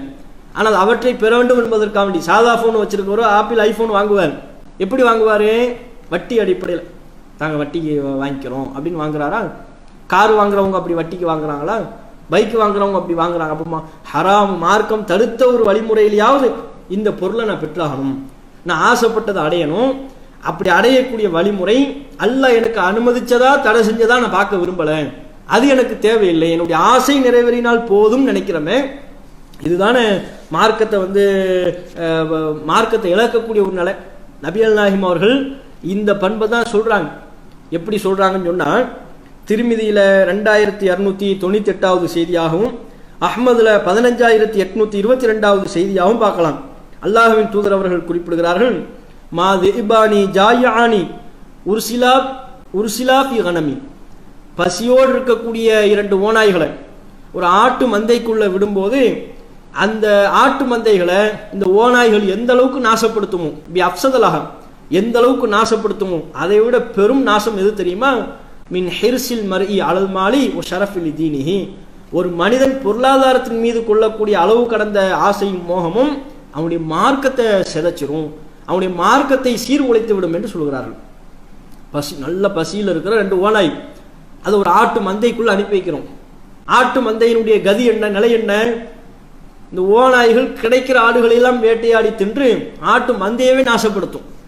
ஒன்றை கூட முழுசா திங்க, நிறைய இருக்கிறத பார்த்த உடனே ஒரு ஆட்டை தனியா தேர்வு பண்ணி அதை மட்டும் திங்குமா? அது அப்படி திங்காது. கடும் பசியில் இருக்கின்ற பொழுது, கண்ணுக்கு முன்பாக ஏராளமான ஆடுகளை காண்கின்ற பொழுது கண்ணுக்கு தெரிபவற்றையெல்லாம் வேட்டையாடும். ஒட்டுமொத்த ஆட்டு மந்தையுமே அது நாசப்படுத்திடும். அப்படியான தன்மை கொண்டதுதான் இந்த பசியோடு இருக்கக்கூடிய 2 ஓநாய்கள். அது மாதிரி அது எந்த அளவுக்கு ஆட்டு மந்தையை சீர்குலைக்குமோ, நாசப்படுத்துமோ, அதை விட ஒரு மனிதன் பொருளாதாரத்தின் மீது கொள்ளக்கூடிய பேராசை, பொருளாதாரத்தின் மீது கொள்ளக்கூடிய மிகப்பெரிய அளவிலான அளவு கடந்த மோகம் அவனுடைய மார்க்கத்தை சிதைச்சு நாசமாக்கிடும். மார்க்கத்தினுடைய வரம்புகள் எல்லாம் பார்க்க முடியாத அளவிற்கு கடந்து போயிடும். மார்க்கத்தில் என்ன இது ஹலாலா ஹராமா அல்லாஹ் அனுமதிச்சிருக்கிறானா அதையெல்லாம் பார்க்க மாட்டார், மார்க்கமே பார்க்க மாட்டார், மார்க்கத்தை விட்டு விடுவார். உலகத்தின் தன்னுடைய அற்பமான ஆசையை நிறைவேற்றிக் கொள்வதற்காக, பொருளாதாரம் தொடர்பான தன்னுடைய எண்ணத்தை நிறைவேற்றிக் கொள்வதற்காக வேண்டி மார்க்கத்தை விட்டு விடுவார், மார்க்கத்தை நாசமாக்கிடுவாரு என்று நபிகள் நாயகம் அவர்கள் எச்சரிக்கை செய்கிறார்கள். அதற்கேற்பத்தான் இன்றைக்கு உள்ள பல மனிதர்களுடைய நிலைப்பாடு இருக்கு. மேலும் மேலும் ஒரு கட்டத்தில் போதுங்கிற அந்த நிலையவே அடையிறது கிடையாது. போதும், அல்லாஹ் நமக்கு பரக்கத்தா தந்திருக்கிறான், அல்ஹம்துலில்லாஹ், அல்லாஹ் என்னை எந்த நிலையில் வைத்திருக்கிறானோ அந்த நிலையை நான் புரிஞ்சு கொள்கிறேன் அப்படிங்கிற நிலையில் இருக்கிறோமா? அல்லது பொருளாதாரத்தை திரட்டோம்னா அல்லாஹ் ஹலால் எனக்கு எந்த வழிமுறையை அல்லாஹ் அனுமதித்திருக்கிறானோ அந்த வழிமுறையில் நான் பொருளாதாரத்தை திரட்டுவேன் அப்படின்னு இருக்கிறாரா? ரெண்டும் இருக்கிறத கொண்டு போதுமாக்கிக் கொள்வதும் கிடையாது, ஹலாலான அளவோடு தம்முடைய ஆசைகளை மட்டுப்படுத்திக் கொள்வதும் கிடையாது. இன்னும் வேணும், இன்னும் அதிகமாக போகக்கூடிய ஒரு நிலை தான். அதனால தான் நீங்கள் இந்த வெளிநாட்டிலலாம் போய் இவ்வளவு சகோதரர்கள் கஷ்டப்படுறாங்க. ஒரு சில சகோதரர்கள் இருப்பாங்க, கரெக்டான வேலையில் இருப்பாங்க, நல்ல வேலையில் இருப்பாங்க, வேலைக்கேற்ற ஊதியத்தை பெற்றுக் கொண்டிருப்பார்கள், ஃபேமிலியோட செட்டப்போடு அங்கே இருப்பாங்க, பிரச்சனை இல்லை. சில நபர்கள் குடும்பத்தை விட்டு, மனைவி மக்களை விட்டு, அங்கே என்ன வேலைன்னு தெரியாமல் இங்கிருந்து பயணப்பட்டு போய் கிடைக்கிற வேலையை கொஞ்ச காலத்துக்கு ஓட்டுவோமேன்னு ஓட்டி கஷ்டப்பட்டு சிரமப்பட்டு தானே பல பேர் இருக்கிறாங்க. அப்படி சிரமப்படுறதுக்கெல்லாம் என்ன காரணமாக இருக்கிறது? ஒன்று, அவர்களுடைய அந்த பொருளாதாரத்தை திரட்டி கொள்ளணுங்கிற ஒரு எண்ணம் காரணமாக இருக்கும், அல்லது வீட்டில் உள்ளவர்கள், குடும்பத்தில் உள்ளவர்கள் அதனுடைய ஒரு எண்ணமாகத்தானே இருக்கும். பல சிரமங்களை தாண்டி பல கஷ்டங்களை எல்லாம் அனுபவிச்சு இருக்கக்கூடியவர்களை சொல்றோம். ஒட்டுமொத்தமாக நம்ம சொல்லலை. பல பேர் சரியான வேலையில் இருப்பார்கள், போதுமான அளவுல போதுமான எண்ணத்தோடு திரட்டி கொண்டிருப்பார்கள், அது தனி, அதை விட்டு அவங்கள விட்டுருவோம். சில பேர்லாம் பார்த்தீங்கன்னு வைங்களேன், வருஷ கணக்கில் அவர் தனக்கு கல்யாணம் ஆகிறதுக்கு முன்னால் வெளிநாட்டுக்கு போயிருப்பார். பாய் எப்போ பாய் ஊருக்கு போக போறீங்கன்னு கேட்டோம்னு வைங்க, அவர் புலம்பி வேலையெல்லாம் சரியில்லை கஷ்டமாக இருக்குங்குவார். எப்போங்க ஊருக்கு போக போறிய? ஒன்று ஊரில் போய் நல்ல வேலையை பார்க்க வேண்டியது, போகணும் பாய், நம்ம கல்யாணம் முடிஞ்சிருச்சுன்னா போயிட வேண்டியதாங்குவார். அவர் கல்யாணம் முடிஞ்சிடும். அதுக்கப்புறமும் கேட்டோம்னா இல்லை ஒரு குழந்தை பிறந்துருச்சுன்னா அதுக்கப்புறம் கிளம்பிட வேண்டியது தான், அதுக்கு மேலே இந்த நமக்கு தாங்காதுங்குவார். குழந்தை பிறந்தாச்சு, அதுக்கப்புறமாவது கிளம்பி போவாரா? அப்பவும் சொல்வார், இந்த குழந்தை பிறந்துருச்சுல அது நமக்கு கொஞ்சம் சில கடனாக போயிடுச்சு, சில செலவுகள்லாம் இருக்குது, அதை நம்ம அடைச்சிட்டோம்னா இங்கேருந்து பெட்டியை கட்டிட்டு கிளம்பிடுவோம் அப்படிங்குவார். பார்த்தா அப்படி பல வருஷம் அவருக்கு புள்ள பிறந்து அந்த பிள்ளையை கல்யாணமாகி தானும் இளமையெல்லாம் தொலைச்சி முதிய பருவத்தை அடைந்த பிறகும் அங்கேயே கஷ்டப்பட்டு கொண்டிருப்பார், அந்த சிரமமான வேலையை பார்த்து கொண்டிருப்பார். அப்போவும் நம்ம பார்த்தா கேட்போம், என்னப்பா இன்னும் போகலையா? இல்லைப்பா பேத்திக்கு கல்யாணம், அது முடிஞ்சிருச்சுன்னா கிளம்பிட வேண்டியதுதான். எப்படி தன்னுடைய கல்யாணம் தாண்டி மகன் கல்யாணம்லாம் போய் பேத்தி கல்யாணம் வந்துருச்சு, இப்போவும் அந்த சிரமமான அந்த வேலையை, கஷ்டமான வேலையை தான் பார்த்து கொண்டிருக்கக்கூடிய ஒரு நிலை இருக்கும். இப்படியான அந்த சிரமங்களுக்கெல்லாம் என்ன காரணம்? அவ்வளவு சிரமத்தை தாங்கிக் கொள்ளக்கூடிய, அவ்வளவு சிரமத்தையும் தாங்கிக் கொள்ளக்கூடிய ஒரு நிலை எதனால் ஏற்படுது? அனுபவிக்கக்கூடிய ஒரு நிலை, பொருளாதாரம், அந்த எண்ணம் தானே ஏற்படுது. இதையெல்லாம் நம்ம கவனத்தில் கொள்ளணும். இருக்கக்கூடிய செய்தி, அதில் சாதுபின் அபி வக்காஸ் என்கிற நபித்தோழர் ஒட்டகத்தில் உட்கார்ந்துருக்கிறாங்க. அவருடைய மகன், அவர் ஒரு வாகனத்தில் வர்றார், தான் மகன் தான் வர்றார். வரக்கூடிய மகனை பார்த்துட்டு சொல்றாரு, அஊது பில்லாஹி மின் ஷர்ரி ஹாதர் ராகிபீன். இதோ வர்றாரு, இவருடைய தீங்கிலிருந்து நான் பாதுகாப்பு தேடுகிறேன். சொந்த மகன், தான் பெற்றெடுத்த மகன் வருகிறார். அவர் வாகனத்தில் வர்றதை பார்த்துட்டு இவர் சொல்றாரு, அஊது பில்லாஹி மின் ஷர்ரி ஹாதர் ராக்கிபி, வாகனத்தில் வருகிற இவரின் தீங்கை விட்டு இறைவா உன்னிடத்துல நான் பாதுகாப்பு தேடுறேங்கிறார். அவர் வந்து இறங்கவும் தன்னுடைய தந்தை இடத்துல சொல்றாரு, என்ன நீங்க இப்படியே ஒட்டகம் ஆடு இதுல ஒட்டகத்துக்கு தானே உட்கார்ந்து இருக்கிறாங்க, இதுலயே உங்க வாழ்க்கையை கழிச்சிடலாம்னு பாக்குறீங்களா, இதுலயே உங்க வாழ்க்கையை முடிச்சிடலாம்னு பாக்குறீங்களா? மக்கள்லாம் எப்படி இல்லாம இருந்து கொண்டிருக்கிறார்கள், ஆட்சி அதிகாரம் அப்படின்னு போட்டி போட்டுக் கொண்டிருக்கிறார்கள். எத்தனாச முழுக்க பைனகும், தங்களுக்கு மத்தியில் அதிகாரம் வேண்டும் என்று போட்டி போடக்கூடியவர்கள் இருக்கிறார்கள். அப்படி இருக்கிறாங்க, இப்படி இருக்கிறாங்க, நீங்க என்ன இப்படியே இருக்கிறீங்க அப்படின்னு சொல்றாரு. அவர் எந்த நோக்கத்துல சொல்றாருன்னு தெரியல. ஆனா அந்த நபித்தோழர் அவர்கள் சஅத் ரலியல்லாஹு அன்ஹு அவர்கள் தன்னுடைய மகன் பேசக்கூடிய இந்த பேச்சை எப்படி பார்க்கறாங்க? நம்மளை வந்து இந்த உலக ஆசையின் மீது நம்மளை தூண்டுறான், பொருளாதாரத்தை தேடணுங்கிற அந்த எண்ணத்தின் மீது இருக்கிற நிலையை கொண்டு திருப்தி அடைகிற நிலையிலிருந்து தாண்டி இன்னும் வேணும், இன்னும் இப்படியே இருந்தா போதுமா அப்படிங்கிற ஒரு நிலைக்கு நம்மளை தூண்டுறான் அப்படின்னு அவர் நினைக்கிறார். அப்படி நினைப்பதனால தான் இறைவா இவற்றிலிருந்து என்ன காப்பாத்து, ஆசையை தூண்டக்கூடிய ஒருத்தர் வந்துட்டார். இப்பவும் நமக்கு நிறைய பேர் அப்படி இருப்பாங்க. வெளிநாட்டிலேருந்து வருவார், வர்ற தோரணையே நல்ல ஜெகஜோதியா வருவார். லீவ்ல வந்திருப்பார்ல, ஸ்ப்ரே அடிச்சுக்கிட்டு தான் வருவார். வந்த உடனே இப்ப நம்ம பாக்குற ஆட்கள்கிட்ட என்னப்பா இங்க உட்காந்துக்கிட்டு இருக்கிறீங்க, வந்துடலாம்ல. இவர் சும்மா பேச்சுக்கு சொல்லுவார், ஸ்ப்ரே நல்லா இருக்கேங்குவார், உடனே பிடிச்சிருவார். அதுக்கு தான் சொல்றேன் வெளிநாட்டுக்கு வாங்குறேன். இனிமேல் ஒரு வெளிநாட்டில் துபாய் ஷேகுக்கு பக்கத்தில் வேலை பார்க்குற மாதிரியும், ஷேகுமார்களுக்கெல்லாம் இவர் ரொம்ப ஆலோசகராக இருக்கிற ஒரு வேலையில் இருக்கிற மாதிரி நீ வான்னு பார்க்குறவங்களெல்லாம் வான்னு கூப்பிட்டுக்கிறது. அவரே அங்கேருந்து பாவம் கஷ்டப்படுவார். இது மாதிரி பல பேர்களை அங்கே நீங்க வாங்கன்னு சொல்லுவாங்கல்ல, தூண்டக்கூடிய ஒரு நிலையை பார்ப்போம்ல, அது மாதிரி அவர் அப்படி நினைக்கிறார். நினைச்சிட்டு அப்படி சொன்ன உடனே அதுக்கு பதில் சொல்றாரு. அதை தான் நம்ம கவனிக்கணும். சஅத் பின் அபி வக்காஸ் என்கிற அந்த நபித்தோழர் தன்னுடைய மகன் அப்படி சொல்லுகின்ற பொழுது அவர் எந்த நோக்கத்தில் சொன்னாருங்கிறது தனி. அப்படி சொல்லுகின்ற பொழுது அவர்களுக்கு பதில் அளிக்கிறார்கள். நபியல் நாயகம் அவர்களிடம் நான் கேட்டிருக்கிறேன், ரசூலுல்லாஹ் சொன்னாங்க, இன்னல்லாஹ யுஹிப்புல் அப்த அத்தகியல் கனியல் ஹஃபிய, அல்லாஹ் ஒரு அடியாரை நேசிக்கிறான். எப்படிப்பட்ட அடியார் தெரியுமா? அவர் இறையச்சம் உள்ளவர், போதும் என்ற மனம் உள்ளவர், அல் ஹஃபிய எளிமையானவர், பகட்டு வாழ்க்கைக்கெல்லாம் ஆசைப்படாம, ஆடம்பர பொருளாதாரத்திற்கு ஆசைப்படாம, இருப்பவற்றை கொண்டு போதுமாக்கி கொண்டு எளிமையா வாழ்ந்துட்டு போறார்ல, அந்த நபரை, இறையச்சம் உள்ள நபரை, போதும் என்கிற மனமுள்ள அப்படிப்பட்ட நபரை அல்லாஹ் விரும்புகிறான் என்று நபியல் நாயகம் ஸல்லல்லாஹு அலைஹி வஸல்லம் அவர்கள் எனக்கு சொன்னாங்க. நான் ரசூலுல்லாஹ்ட்ட இருந்து நான் கேட்டேன், எனக்கு இது போதுங்கிற அந்த பதிலை இந்த செய்தியின் வாயிலாக சொல்கிறார்கள். அப்ப பாருங்க எதுல கவனம் செலுத்திருக்கிறாங்க பாருங்க. ஏன்னு சொன்ன பொருளாதாரம் அதிகமா நமக்கு வழங்கப்படும் போது சில நன்மக்கள் இருப்பார்கள், அல்லாஹ்வுடைய திருப்திக்குரிய செயல்பாட்டிலேயே தொடர்பவர்களாக இருப்பார்கள். இன்னும் பலருடைய செயல்பாடு எப்படி மாறி போயிடும், அல்லாஹுக்கு நன்றி செலுத்துவதில் இருந்தெல்லாம் தூரமாக கூடிய ஒரு நாள் மாறி போயிடும். இஸ்ரவேல் சமுதாயத்தில் நடைபெற்ற ஒரு சம்பவத்தை ரசூலுல்லாஹ் சொன்னாங்கல்ல, 3 நபர்கள் இருந்தார்கள்.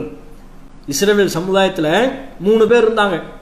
வெண்குஷ்ட நோயாளி, வழுக்கை தலை கொண்ட நபர், கண் பார்வையற்ற நபர், இப்படி ஒரு 3 பேர் இருந்தாங்க. இந்த 3வரையும் அல்லாஹ் சோதிக்க விரும்பினான். என்ன சோதனை? உங்க அல்லாஹுக்கு நன்றி செலுத்துற ஆட்கள் யாரு அப்படிங்கிற சோதனைக்காக வேண்டி ஒரு மலக்கு அல்லாஹ் அனுப்புறான். வெண்குஷ்ட நோயாளி இடத்துல வர்றார். என்ன எப்படி இருக்கிறீங்க?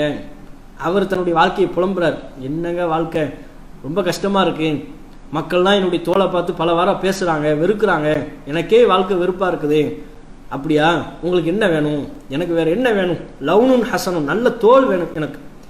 மக்களினுடைய இந்த நிலையை பார்த்து வெறுக்கிறாங்கல்ல, இது எனக்கு மாறணும். அப்படி அவர் சொல்லுகிறார், எனக்கு நல்ல தோல் வேணும் அப்படிங்கிறார், அழகிய நிறம் வேண்டும் அப்படிங்கிறார். அப்படியா அப்படின்னு அவரை கையால் தடவி மருத்துவம் அடிப்படையில் கையால் தடவும் போது அவருக்கு அல்ல மலக்கு தான் அனுப்பியிருக்கிறான், சோதிக்கிறது தான் அனுப்பியிருக்கிறான், நல்ல நிறம் கடித்து விடுகிறது. பொருளாதாரத்தில் உங்களுக்கு என்ன வேணும்னு கேளுங்கிறார். வந்த மாணவர் சொன்ன உடனே எனக்கு ஒட்டகம் வேணுங்கிறார். ஒட்டகமும் வழங்கப்படுகிறது. அல்லாஹ் உனக்கு இதில் பரக்கத் செய்வானாகன்னு சொல்லிட்டு போயிடுறாங்க. அதே மாதிரி வழுக்கை தலை நபர் அவரிடத்துலையும் வருகிறார். என்னங்க உங்களுக்கு எப்படி வாழ்க்கை எப்படி போகுது? ரொம்ப கஷ்டமாக போகுதுங்க. அவருக்கு அவர் பிரச்சனை பெரிய பிரச்சனையாக இருக்குது. எனக்கு தலையில் முடி இல்லை, இதனால மக்கள் பேசக்கூடிய பேச்சுக்கள் அதையெல்லாம் நமக்கு ரொம்ப சங்கடமாக இருக்குது. அப்படி அவங்களுக்கு என்ன வேணும்? எனக்கு தலையில் முடி வந்துட்டு அதுவே போதும், அதை தாண்டி எனக்கு வேறு எதுவுமே வேண்டாம் அப்படிங்கிறாரு. அவருக்கும் அதே மாதிரி பண்ணும்போது தலையில் முடி வந்து விடுகிறது. பொருளாதாரத்தில் என்ன வேணும்னு கேளுங்க அப்படின்ன உடனே அப்படி அவர் மாடு தாங்கன்றார். மாடு அவருக்கு கொடுக்கப்படுகிறது. அல்லாஹ் உனக்கு இந்த மாட்டில் பறக்கச் செய்வானாக. கண் பார்வையற்ற நபர், அவர் தனக்கு கண் பார்வை வேணுங்கிறார். அவருக்கு கண் பார்வையை கிடைத்து கடைசியில் ஆடு அவருக்கு வழங்கப்படுகிறது. இப்படி ஒரு 3 பேர். கொஞ்ச காலம் கழிகிறது. சோதிக்கத்தானே அல்லாஹ் இதையெல்லாம் கொடுத்தான். சோதனையினுடைய முடிவுன்னு ஒன்று வரணும்ல, கிளைமேக்ஸ் வரணும்ல. சோதனையின் முடிவாக அல்லாஹ் அவர் அனுப்புறான். ஏழ்மையான தோற்றத்தில் அவர் வர்றார். சாதாரண மனிதரை போல கேட்குற மாதிரி அவர்கிட்ட அந்த வெண்குஷ்ட நோயாளியிலிருந்து ஆரம்பிக்கிறது. அவர்கிட்ட வர்றார். சொல்கிறாரு, எனக்கு இந்த மாதிரி நான் பயணத்தில் வந்தேன், பொருளாதாரம்லாம் எனக்கு இல்லை, பொருளாதாரம் தேவைப்படுது, கொஞ்சம் ஏதாவது உதவி பண்ணுங்களேன் அப்படின்னு கேட்குறாரு. அவர் சொல்கிறாரு, அதுக்கு வெண்குஷ்ட நோயாளி சொல்கிறாரு, அவர் இப்போ சரியாயிட்டார். சரியானதற்கு பிறகு பார்த்தா அந்த ஒட்டகம்லாம் போகும்போது ஒரு ஒட்டகம் தானே கொடுத்தாரு. அல்லாஹ் சோதிக்கிற விதமாக கொடுக்கப்பட்ட காரணத்தினால அந்த ஒட்டகம் பெரும் மந்தையாக மாறிவிட்டது. பல ஒட்டகங்கள், நூற்றுக்கணக்கான ஒட்டகங்கள் குவித்து வைத்திருக்கிறார். அதிகமான அளவுல ஒட்டகங்கள் இருக்கு. அப்போ அவர்கிட்ட எனக்கு ஏதாவது ஒன்று செய்யுங்க, உங்களுக்கு தான் நிறைய இருக்குது, அதிகமாக இருக்குது, எனக்கு ஏதாவது கொஞ்சம் உதவி பண்ணுங்க அப்படின்ன உடனே அவர் சொல்றாரு, அது ஹுக்கூக்கு கசீரா, அதிகமான வேலை இருக்கு எனக்கு, இப்போ உங்ககிட்ட பேசுறதுக்குலாம் எனக்கு வேலை இல்லை அப்படிங்கிறார். வந்தவர் சொல்றாரு, உங்களை எங்கேயோ பார்த்த மாதிரி இருக்க, முதல் நீங்க வெண்குஷ்ட நோயாளியா தானே இருந்தீங்க, காசு பணம்லாம் பொருளாதாரம்லாம் இல்லாம தானே இருந்தீங்க, நெருக்கடி வாழ்க்கையை தானே வாழ்ந்தீங்க, உங்களை பார்த்த மாதிரி இருக்கேன்னு சொல்றாரு. என்ன நீங்க எப்படி பார்த்துருக்க முடியும், யாரை பார்த்து வெண்குஷ்ட நோயாளிங்கிறீங்க, அப்படி ஒரு நோயே எங்க பரம்பரையில கிடையாது, நாங்கெல்லாம் பரம்பரையா அழகா இருந்திருக்கிறோம், நல்லா இருந்திருக்கிறோம், ஏழ்மை நிலையெல்லாம் எங்களுக்கு என்னன்னே தெரியாது, ஆரம்பத்துல இருந்தே நாங்க பெரிய பணக்காரர்கள் செல்வந்தர்கள்னு அந்த ஆரம்ப நிலையெல்லாம் மறந்து பொருளாதார மோகம் மறக்கடிக்க வைக்குது.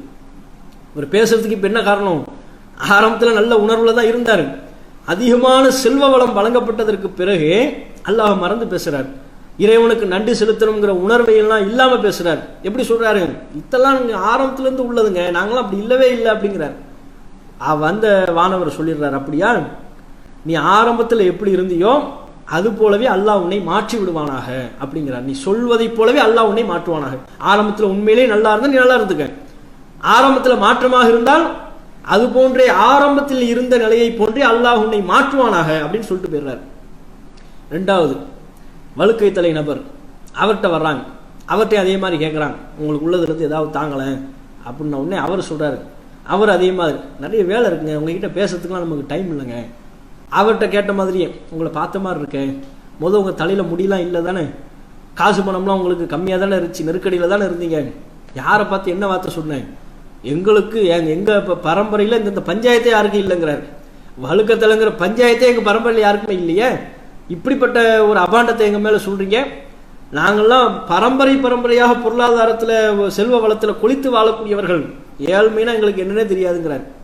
அப்படியா, நீங்கள் சொல்வதை போலவே அல்லாஹ் உங்களை மாற்றுவானாக. அவருக்கும் அதை சொல்லிட்டு வந்தாச்சு. கண் பார்வையற்ற நபர், அவரிடத்துல கேட்குறாங்க, ஏதாவது இருந்தா தாங்க. அவர் சொல்றாரு, ஆமா, அல்லாஹுடைய பொருளாதாரத்திலிருந்து, அவர் கேட்கும் போதே அல்லாஹ் உங்களுக்கு வழங்கிய பொருளாதாரத்திலிருந்து எனக்கு எதாவது தாங்கன்னு கேட்கிறாரு. அதற்கு இந்த கண் பார்வையற்ற நபர் சொல்கிறார், மிகச்சரியாக சொன்னீர்கள், இந்த பொருளாதாரம் இப்போது நீங்கள் பார்க்கிறீர்கள், இந்த ஆட்டு மந்தைகள், எனக்குள்ள இந்த செல்வங்கள் எல்லாமும் எனக்கு அல்லாஹ் கொடுத்ததுதான். இது மட்டும் இல்ல, ஆரம்பத்தில் நான் கண் பார்வை இல்லாம இருந்தேன், குருடனாக இருந்தேன், கண் பார்வையற்றவனாக இருந்தேன், அல்லாஹ் தான் எனக்கு பார்வையும் கொடுத்தான், அல்லாஹ் தான் எனக்கு இந்த செல்வ வளத்தையும் கொடுத்தான். நீங்கள் தாராளமாக எடுத்துக்கங்க, எவ்வளவு வேணுமோ அவ்வளவு எடுத்துக்கங்க, நிச்சயமாக உங்களை நான் கஷ்டப்படுத்த மாட்டேன், நீங்கள் எதையெல்லாம் எடுக்கிறீர்களோ அதையெல்லாம் திரும்ப தாருங்கள் என்று நான் உங்களை வற்புறுத்த மாட்டேன், கட்டாயப்படுத்த மாட்டேன், எவ்வளவு வேண்டுமோ அவ்வளவு எடுத்துக்கொள்ளுங்கிறார். அப்போதான் வந்த வானவர் சொல்றார், எனக்கு இந்த பொருளாதாரம்லாம் வேணாம், அல்லாஹ் உங்களை சோதிக்கிறதுக்கு தான் அனுப்புனான், சோதித்ததுல முந்தைய 2 நபர்கள் தோல்வியை தழுவி விட்டார்கள், அல்லாஹுடைய அதிருப்திக்கு ஆளாகி விட்டார்கள், உங்களே அல்லாஹ் பொருந்தி கொண்டான், நீங்க அல்லாஹ்வுடைய திருப்திக்குரிய விதமாக நடந்து கொண்டீர்கள் என்று சொல்லக்கூடிய இந்த சம்பவம் முஸ்லிம் உள்ளிட்ட ஹதீஸ் நூல்கள்ல இடம்பெறுகிறது. இதுல இருந்து நாம் என்ன தெரிந்து கொள்ளணும், அளவு கடந்த பொருளாதார மோகம் ஒரு கட்டத்துல அல்லாஹ்வுடைய நினைவை மறக்கடிக்க வைக்கும், இறைவனுக்கு நன்றி செலுத்த வேண்டும் என்கிற உணர்வை எல்லாம் மறக்கடிக்க செய்யும். அதனால ஒவ்வொரு பொழுதுலையும் ஒவ்வொரு நாளும் நம்முடைய ஆசையை நம்ம சரி செய்யணும். சரியான எண்ணத்தில் இருக்கிறோமா, பொருளாதாரம் குறித்த நம்முடைய ஆசை சரியான நிலையில் தான் இருக்கிறதா? நபிகள் நாயகம் அவர்கள் இன்னும் சொன்னார்கள், இன்னல் அக்ஸரீன ஹுமுல் அக்கல்லூன, செல்வத்தை அதிகமாக வைத்திருப்பவர்கள் அவர்கள் தான் குறைவானவர்கள், மறுமையில குறைவானவர்களாக இருப்பாங்க. இல்லாமன் காலபில் மாலி ஹாக்கதா வா ஹாக்கதா, இவ்வாறு தம்முடைய செல்வத்திலிருந்து செலவு செய்தவர்களை தவிர அப்படிங்கிறாங்க. அந்த செல்வம் அல்லாஹ் உங்களுக்கு கொடுத்த செல்வத்திலிருந்து செலவு பண்ணியிருந்தா அதுக்குரிய நன்மை பெறுவார்கள். அதிகமான செல்வந்தர்கள், அதிகமா பொருளாதார வசதி படைத்தவர்கள் எப்படி இருக்கிறார்கள், அவங்க அல்லாஹ்வுடைய சிந்தனை இல்லாமல் தான் இருக்கிறாங்க, மறுமையில் அதனால் குறைவானவர்களாக இருப்பார்கள் அப்படிங்கிறாங்க. நபிகள் நாயகம் அவர்கள் சொல்லக்கூடிய இந்த செய்தி புகாரியில் 2388வது செய்தியாக இடம்பெறுகிறது. அப்போ இது நம்மளை பரிசோதித்து பார்க்கணும், பொருளாதார மோகம் நம்மளை எந்த அளவுக்கு கொண்டு போகுது, சரியான லிமிட்டில் இருக்குதா, லிமிட்டை தாண்டி நம்ம போகிறோமா. ஒவ்வொரு விஷயத்திலையும் சின்ன சின்ன விஷயமா இருந்தாலும், பொருளாதாரம்னா நீங்கள் தங்கம் வெள்ளி பொற்குவியல் வைரம் வைடூரியம் அப்படிங்கிற அளவில் தான் இருக்கணுங்கிறது கிடையாது. சின்ன சின்ன விஷயங்களாக இருந்தாலும் சரி, இது என்னுடைய அல்லாஹ்வுடைய நினைவை விட்டும் என்னை திசை திருப்புதா, தொழுகையை விட்டும் திசை திருப்புதா, மறுமையை மறக்கடிக்க செய்கிறதா, இது அவ்வப்போது சுய பரிசோதனை செய்து கொண்டிருப்பது முஸ்லிமுக்கு அவசியமானது. நபிகள் நாயகம் அவர்கள் அதில் எந்த அளவுக்கு இதில் கவனமாக இருந்தாங்க, பேணுதலாக இருந்தாங்க. ரசூலுல்லாவை பற்றியில் நம்ம சொல்ல வேண்டியதில் அவ்வளோ கடல் போன்ற செய்திகள் இருக்கிறது. சின்ன விஷயங்களில் கூட ரசூலுல்லா எவ்வளவு கவனமாக பேணுதலாக இருந்தாங்கிறதுக்கு பல செய்திகளை பார்க்க முடியும். உதாரணத்திற்கு புகாரியில் 374வது செய்தி 374 அதில் பார்த்தீங்கன்னா ஆயிஷா ரலியல்லாஹு அன்ஹா அவங்க சொல்கிறாங்க, எங்கள் வீட்டில் ஒரு திரை இருந்துச்சு, அந்த திரையில் வந்து வேலைப்பாடுகள்லாம் இருந்திருக்கிறது, அதாவது வண்ண வேலைப்பாடுகள் செய்யப்பட்டிருக்கும். ரசூல்லா அந்த திரையை பார்க்குறாங்களா, வீட்டுக்குள்ளே வரும்போது அந்த திரையை பார்த்துட்டு ரசூல்லா சொல்கிறாங்க ஆயிஷா அவர்களிடத்தில், அமீத்தி அண்ணா கிராமக்கி ஹாதா, ஆயிஷா இந்த திரையை அகற்று, உடனடியாக என்னுடைய பார்வைக்கு இது தெரியாமாக்க அகற்று. ஃபஇன்னஹு லா தஸாவிலு தஸாவிருஹு தஅரிது ஃபி ஸலாத்தி, இதன் வேலைப்பாடுகள் தொழுகையில் எனக்கு இடையூறு ஏற்படுத்துது, வணக்க வழிபாட்டில் இடையூறு ஏற்படுத்துது. இதில் செய்யப்பட்டிருக்கிற அந்த வண்ண வேலைப்பாடுகள்லாம் என் கவனத்தை திசை திருப்பது, உடனடியாக இதை மாற்றுங்கிறாங்க. இன்னொரு அறிவிப்பில் பார்க்குறோம், முஸ்லீமில் உள்ள இன்னொரு அறிவிப்பில் ஆயிஷா ரலியல்லாஹு அன்ஹா அவங்க சொல்கிறாங்க, எங்கள் வீட்டில் ஒரு திரை இருந்தது, அதில் வந்து பறவை ஃபீஹி திம்சாலு தாயின், அதில் பறவையினுடைய படம் வந்து அச்சிடப்பட்டிருந்தது, அந்த திரையில் பறவையினுடைய உருவம் அச்சிடப்பட்டிருந்துச்சான். அதுதான் காணத் தாஹிலு இதா தஹல இஸ்தக்பலஹு, திரையினுடைய முகப்பில் தொங்கி கொண்டிருந்தது. யாரும் வீட்டுக்குள்ளே வந்தாங்கன்னா அந்த திரையை தான் ஃபஸ்ட்டு பார்ப்பாங்க. அப்புறம் ரசூல் ஸல்லல்லாஹு அலைஹி வஸல்லம் வந்தாங்க, வந்து அதை பார்த்த உடனே சொன்னாங்களா, ஹவ்விலி ஹாதா, ஆயிஷா இதை அகற்று, இது இந்த திரை நமக்கு தேவையில்லை, எடுத்துரு. ஏன் இன்னி குல்லமா தஹல்து ஃபரஐதுஹு, வீட்டுக்குள்ளே வரும்போதெல்லாம் இந்த திரையை நான் பார்க்குறேன், தக்கர்த்து துன்யா, எனக்கு துன்யாவுடைய நினைவு வருகிறது, உலகத்தினுடைய மோகம் வருது, உலக ஆசை வருது.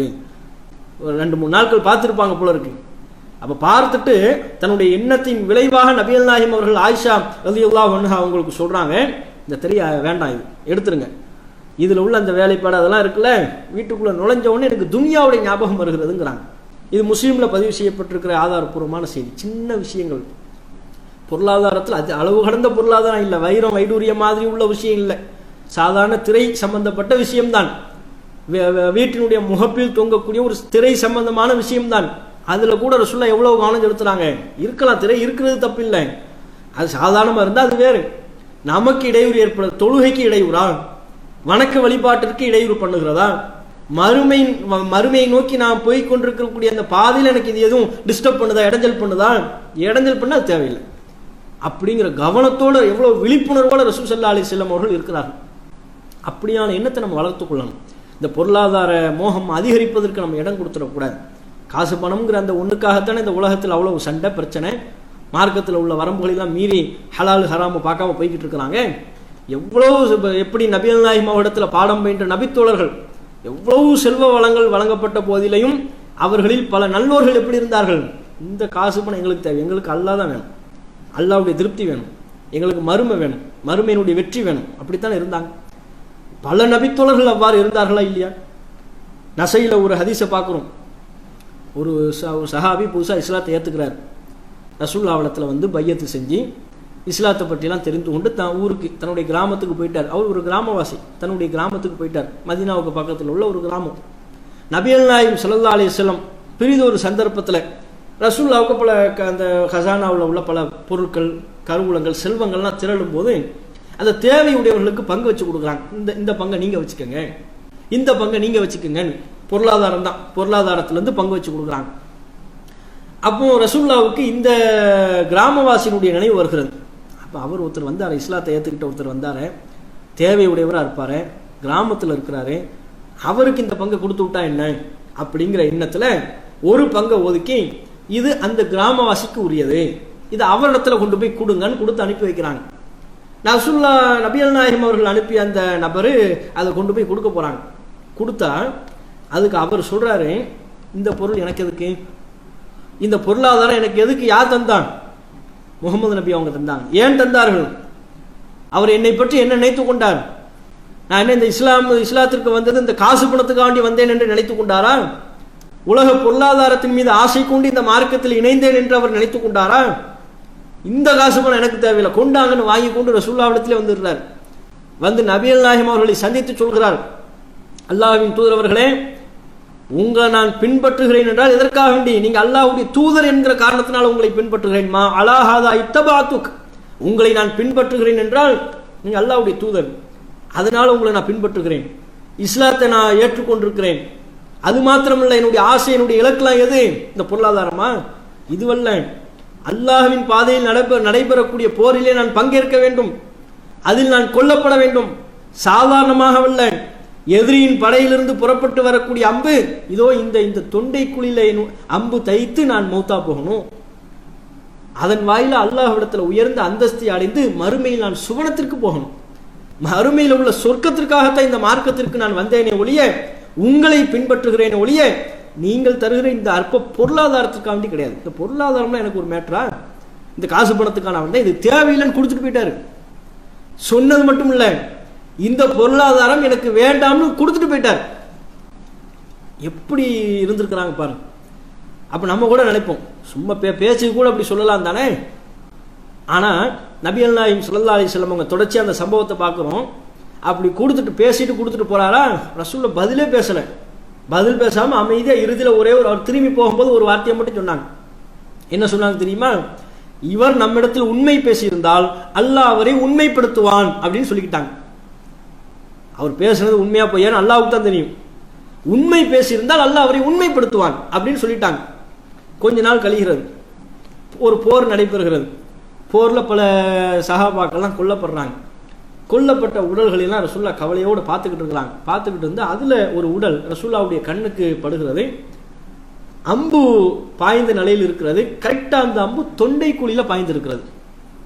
அவரை பார்த்தோன்னு, அந்த உடலை பார்த்துட்டு ரசூலுல்லாஹ் கேட்கிறாங்க, அஹுவ, இந்த தொண்டை குழியில அம்பை பார்த்தோன்னே ரசூலுல்லாஹ்வுக்கு அந்த சம்பவம் ஞாபகத்துக்கு வந்துருச்சு. அன்னைக்கு நம்ம கிட்ட ஒருத்தர் இப்படி பேசிட்டு போனாரே, சொல்லிட்டு போனாரே, அவரா இருக்குமோ? சஹாபாக்கிட்ட கேட்கிறாங்க, அஹுவ, இவர் அவர் தானா? நபித்தோழர்கள் சொல்கிறார்கள், அல்லாஹ்வின் தூதரே, அவர் தான் இவர், டவுட்டே வேண்டாம், சந்தேகம் வேண்டாம், இவர் அவர்தான். உடனே நபிகள் நாயகம் அவர்கள் வானத்தை நோக்கி பார்த்து சொல்கிறார்கள், இறைவா, இவர் உன்னுடைய பாதையில் புறப்பட்டு வந்தவர், உன்னுடைய திருப்தி மட்டுமே இவருக்கு நோக்கமாக இருந்தது. இப்போது கொல்லப்பட்டு விட்டார், ஷஹீதாகி விட்டார். இன்னி ஷஹீதுன் அலா தாலிக், இவர் உன்னுடைய திருப்திக்காக மட்டுமே செயல்பட்டவர் என்பதற்கு நான் சாட்சி சொல்கிறேன் என்று நபிகள் நாயகம் ஸல்லல்லாஹு அலைஹி வஸல்லம் சொன்னாங்க.